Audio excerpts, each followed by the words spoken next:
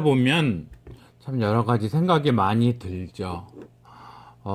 선진국이란 무엇일까? 선진시민이란 무엇일까? 꼭 선진국이라 해서 뭐 굳이 미국을 얘기하는 거는 아니고요. 개인적인 체험으로 유럽에서 한 5년 정도 현지 판매 회사를 운영해 본 경험으로 놓고 보면 어쨌든 유럽은 사회적으로 세련된 사회라는 생각은 합니다. 특히 운전을 할 때 그런 거를 많이 느끼게 되는데요. 우리나라 사람들과 자연히 비교를 해보게 되죠. 지금 사진에서 보시듯이 비가 많이 오고 그래서 굉장히 어둡고 할 때면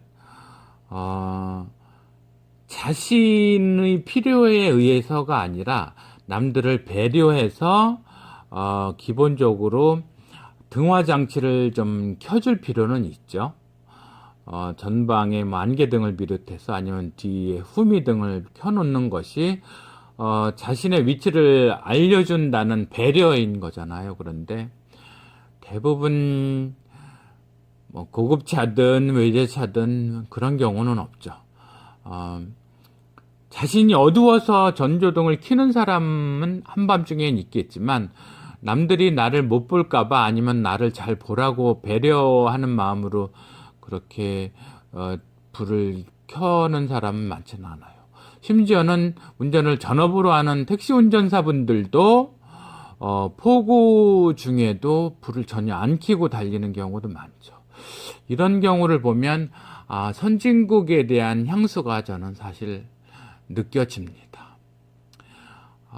배려, 센스 그런 것이 흘러넘치는 사회가 좋은 사회가 아닌가 하는 생각을 하고요. 이러한 경우는 사실은 영어를 학습하는 과정에서도 나타난다고 생각을 합니다. 꼭 해야 될 거, 꼭 가르쳐야 할 거, 꼭 전달해야 될 거, 그런 것이 없고, 오직 장사 속으로 자기 중심으로만 흘러가는 경우를 많이 보게 되죠. 그런 상황에서 영어는 이렇게 접근하면 좋다. 그런 생각을 담은 것이 저의 바로 가능 영어이고요. 또 특별히 특허까지 출원할 정도로 놀라운 효과, 어떤 혁명적인 효용을 가진 방법도 전달해드리고는 있거든요. 그런 가운데 오늘 드리고자 하는 말씀은 제가 서바이벌 오디션 프로그램을 굉장히 좋아해서 거의 많이 보죠. 가장 최근에는 프로듀스 40에 대해서 보면은 본방송 외에도 본방송은 엄청 많이 기다려서 보게 되고요. 재방, 3방, 4방 나오는 것도 늘 보게 됩니다. 그러면서 저의 이 명언영어 해설도 우리 구독자분들께서 제가 그 프로듀스 48 본방을 기다리듯이 고대하면서 기다리시지는 않을까 그래 주셨으면 좋겠다는 생각을 가지면서 역으로 제가 그 정도 기다릴 만큼 멋있는 콘텐츠로 여러분들께 다가가야 한다는 깨우침과 반성은 늘 하고 있습니다. 그런 가운데에서 특별히 생각나는 게 있어서 오늘 말씀을 드리는 건데요. 이번 시즌3에서 장원을 차지한 1등을 차지한 학생의 이름은 공교롭게도 장원영 학생 연습생이었죠. 여러분들의 많은 응원과 사랑 덕분에 포지션 평가를 열심히 준비할 수 있었어요. 정말 너무 감사드리고 이런 응원에 보답할 수 있도록 제가 더 열심히 하겠습니다. 감사합니다. 근데 놀라운 것은 이 친구가 자기에게 인터뷰나 말할 기회가 왔을 때 너무 세련되게 똑똑하게 말을 하는 거예요. 그래서 지금 이렇게 예비 컷에도 보시듯이 말을 참 잘해요. 승리는 대부분의 연습생님들이 1위라고 생각하실 것 같은데, 왜냐면 1위는 카메라 잡히는 수조 확연히 많고 1등 게 뭐 이렇게 기억하시는 분들도 계실 것 같기도 하고, 외워서 아니면 시켜서 하는 게 아니거든요. 이 친구 뭐 평소에 독서나 아니면 교양, 학습 이런 게 굉장히 잘 돼 있는 친구라는 생각을 많이 하게 되고요. 특히나 중학교 2학년인데 지금요 15살 그런데 확연이라는 표현을 하더라고요. 그래서 어떻게 중학생이 확연이라는 단어를 그런 어휘를 사용할까 하는 걸 보면서 역시 빼어나다는 생각을 했고요. 여러분들도 독서 시간이 많지 않으시면 그런데 영어와 교양을 함께 갖추셔야겠다면 이렇게 이경의 바로 가능 영어를 많이 들어주시면 도움이 되시리라는 걸 확신합니다. 왜냐하면 제가 성심성의껏 준비하고요. 또 거의 30년 이상을 속성으로 초단기 영어 학습을 위한 방법론을 찾아서 제시를 한 거고요.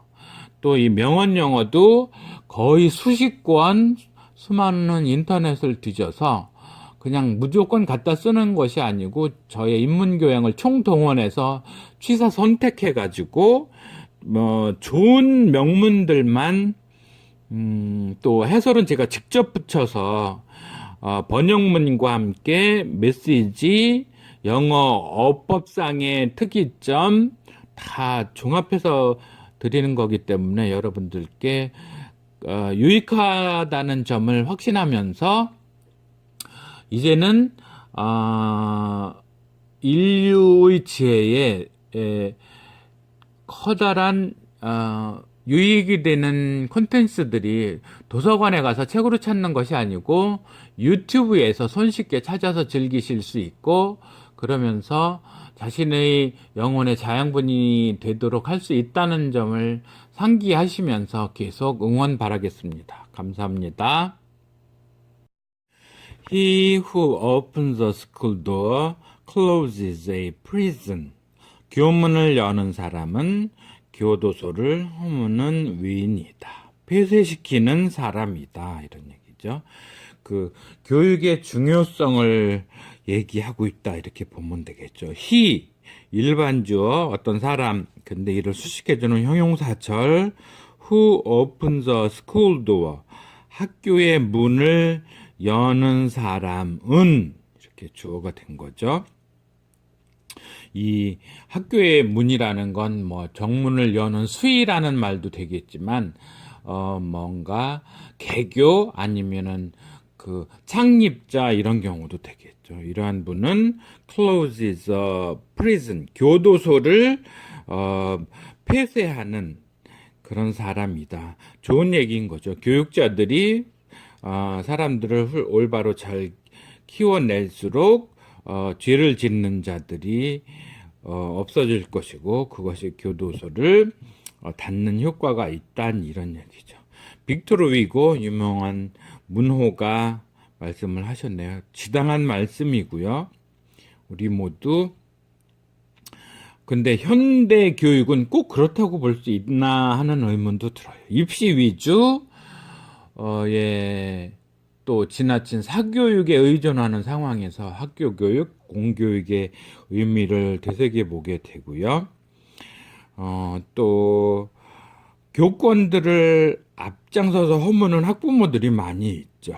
그리고 선생님들을 특히 여선생님들을 우습게 보는 학생들 그런 의미에서는 학교를 여는 것이 오늘날 정말 교도소를 줄이는 역할이 되느냐 하는 것에서는 또 역시 많은 의문점을 가지죠. 심지어는 대학조차도 취업기관이 돼버린 상황을 돌아볼 때 그 빅토르 위고의 말이 좀 격세지감이 든다는 생각도 들기는 합니다. 그런 면에서는 차라리 저처럼 인터넷에서 명언으로 우리의 인문 교양을 살찌우는 사람들이 교도소를 폐쇄시키는 사람들이 아닐까 하는 생각도 조금 자만스럽게 해봅니다. He who opens a school door closes a prison. Hegel was right when He said that we learn from history that man can never learn anything from history. 해겔이 인류가 역사로부터 결코 어떤 것도 배울 수 없다는 것을 역사로부터 배운다고 한 말은 옳다. 해겔의 말을 다시 인용하는 조지 버나드 쇼가 있는 거죠. 그래서 해겔 was right. 주인공 해겔이라는 친구는 right, 옳았다 이런 얘기죠. 그러면서 부사절로 뭐뭐 했을 때 when he said, 그가 말했을 때 그건 옳았다 이런 얘기죠. 그가 말했을 때인데 이 말한 거의 목적물이 대투절로 다시 한번 와 있죠. 그래서 우리가 역사로부터 배운 거, 그것은 옳다 이런 얘기죠. 근데 이 learn의 목적어는 따로 있습니다. that 이하가 learn의 목적어인 거죠. 역사로부터 뭘 배웠냐면 man can never learn anything from history. 역사로부터 어떠한 것도 절대 배울 수 없다는 거를 역사로부터 배웠다.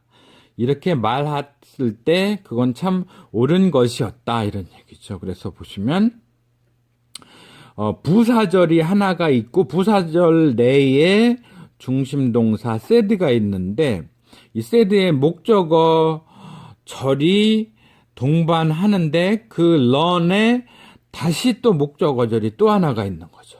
그러니까 말하자면 그 모래시계의 뒤쪽에 모래시계 하나가 또 더 들어가 있는데 그 속에 하나가 또 모래시계가 더 들어가 있는 삼중 구조라고 보시면 되겠습니다. 그래서 그 부사절 내에 주어 종동사 있고 목적어 절이 있는데 그 목적어 절 내에 주어 종동사 다음에 다시 목적어절이 한 번 더 오는 이런 구조.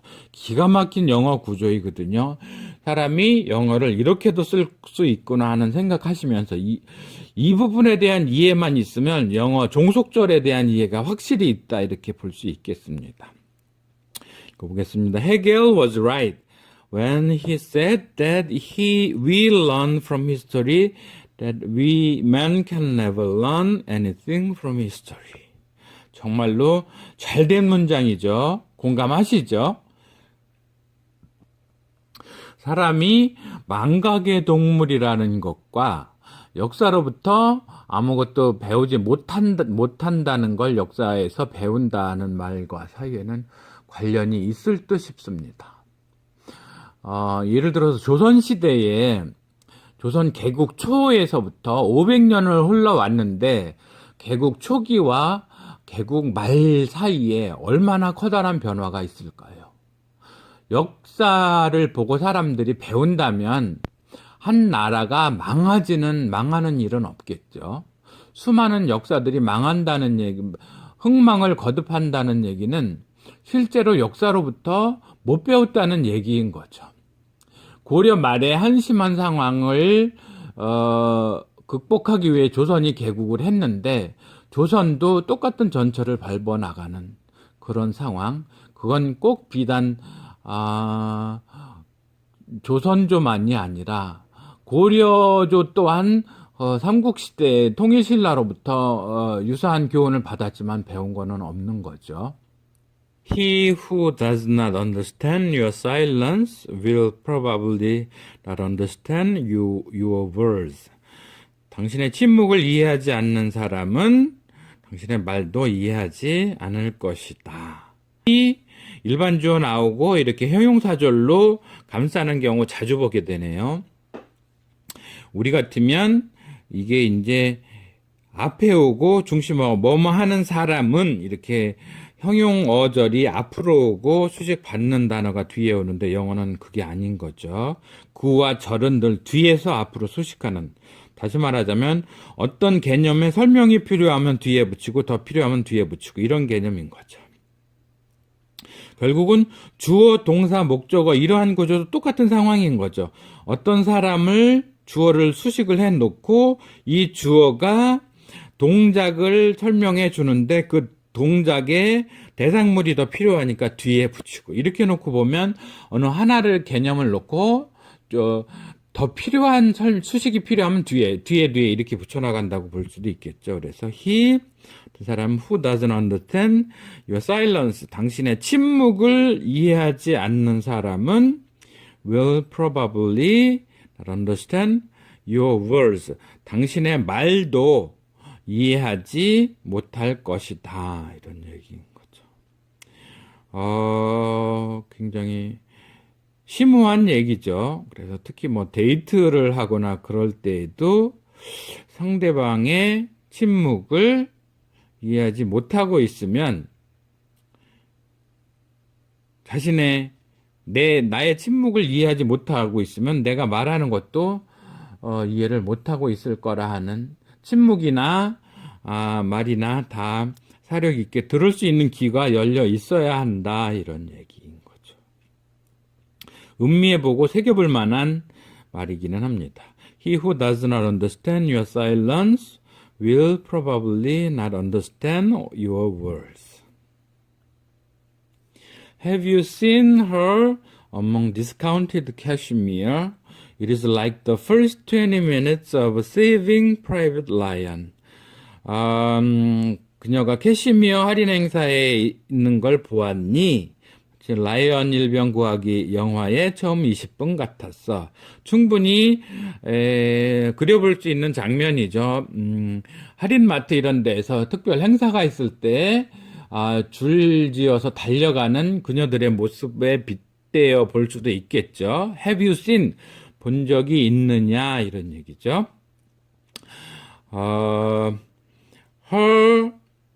그녀를 본 적이 있느냐, among discounted cashmere, 할인 행사를 하고 있는 캐시미어, 그 양털인가요? 그런 행사 속에 있는 그녀를 본 적이 있느냐, 이런 얘기죠. 그래서 보시면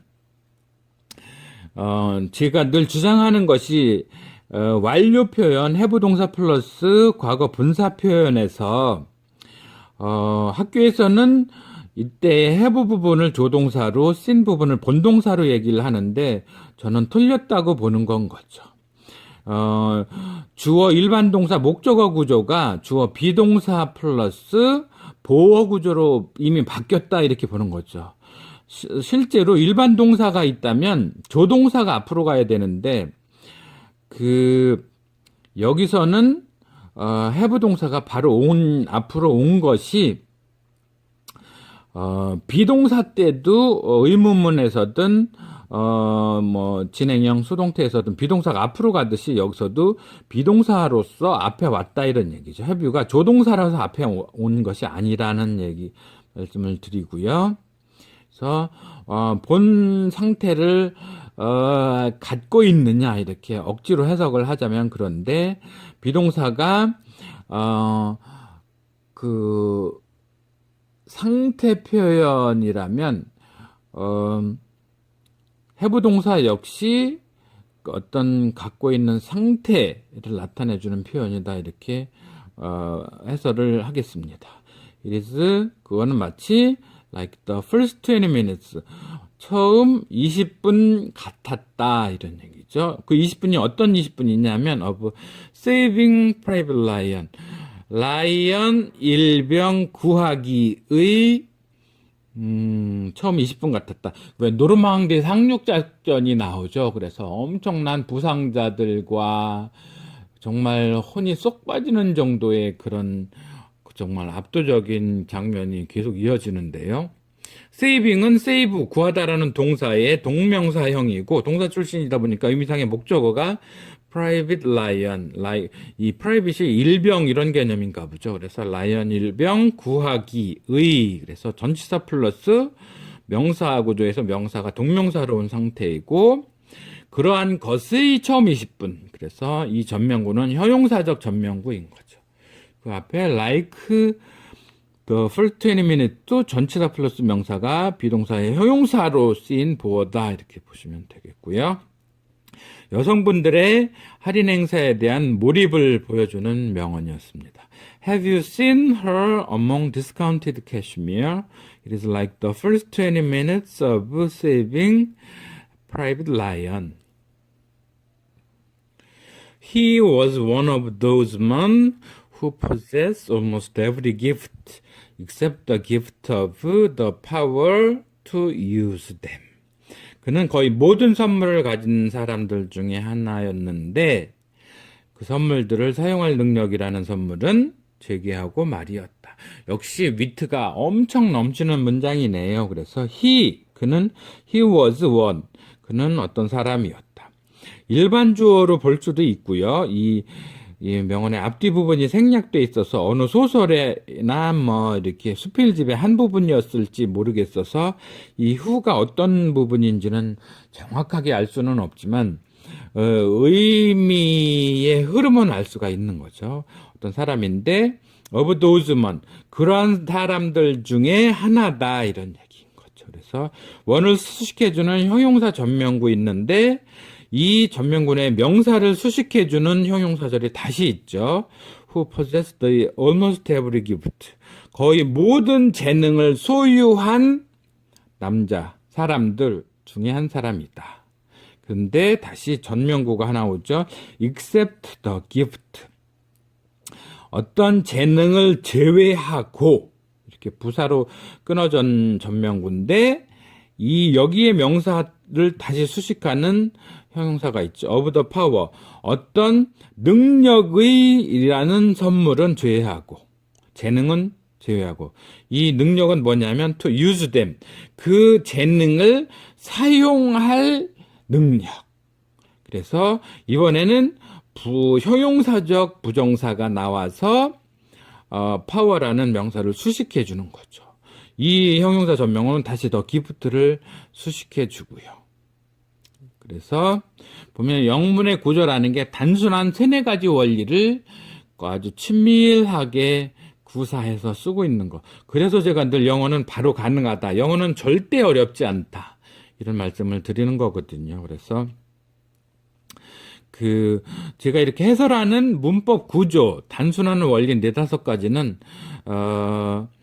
제가 강연하고 있는 다른 유튜브 콘텐츠에서 봐주시고요. 혹시 그걸 제가 올린 콘텐츠들이 많아서 찾기 어려우시면 제 이메일로 이렇게 주시면 제가 해당 URL에 링크 시켜서 알려드리겠습니다. He was one of those men who possessed almost every gift except the gift of the power to use them.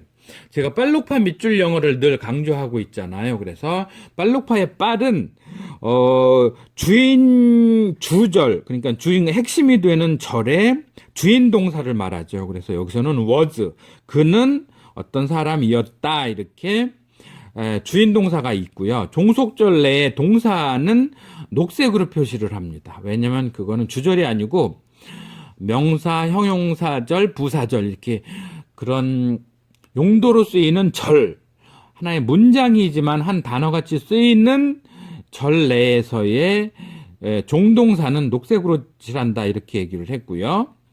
변신동사, 다시 말하면 부정사, 동명사, 분사, 분사구문 이렇게 동사를 변신시켜서 명사, 형용사, 부사로 쓰는 동사를 다른 재료로 쓰는 기술에는 제가 파란색을 칠한다고 했습니다.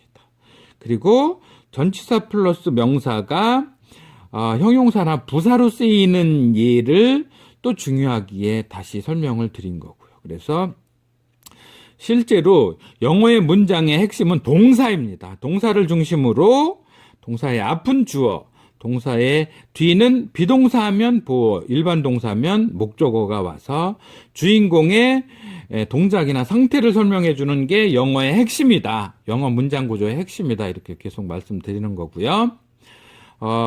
녹색을 보면은 종속절 표현들을 다 이해하실 수 있는 거고, 파란색을 보시면 동사의 변신이라고 할 수 있는 부정사, 동명사, 분사, 분사구문 용법을 다 이해하신 거가 되거든요. 그다음에 전명구 가지고서 형용사 내지 부사로 쓰는 용법. 여기서 of those men은 형용사로, except the gift는 부사로, 다시 of the power는 형용사로 이렇게 쓰이는 전명구들에는 늘 제가 밑줄을 긋고 있습니다. 종속절 녹색, 변신동사 파란색. 주인 동사 빨간색. 그래서 빨간색을 딱 찾으시면 이 문장의 핵심 구조가 다 드러나는 건 거죠. 녹색이 있으면 거기는 한 절 덩어리들이 있다. 변신 동사가 있으면 절 표현이 동사구 표현으로 변신 동사구 표현으로 바뀌었다는 걸 보시면 되고요. 전명구 보시면 누군가를 수식하는 형용사.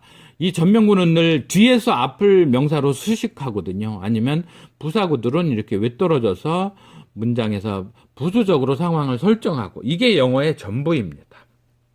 다시 한번 읽고 넘어가겠습니다. He was one of those men who possess almost every gift except the gift of the power to use them. Heaven will be no heaven to me if I do meet my wife there. 내가 아내를 거기서 만나게 된다면 천국은 내게 절대 천국이 아닐 것이다. 충분히 공감할 수 있는 아주 위트 있는 표현이네요. Heaven, 천국은 will be no heaven. 천국이 아닐 것이다 이런 얘기죠. 누구한테? 나에게, to me 이런 경우가 부사적 전명구인 거죠. 내게 천국은 더 이상 천국이 아닐 것이다 이런 얘기죠. 근데 여기 녹색 나와 있는 부사절 하나 보시죠. If I do meet, do는 meet이라는 본동사의 강조형으로 보시면 되겠습니다.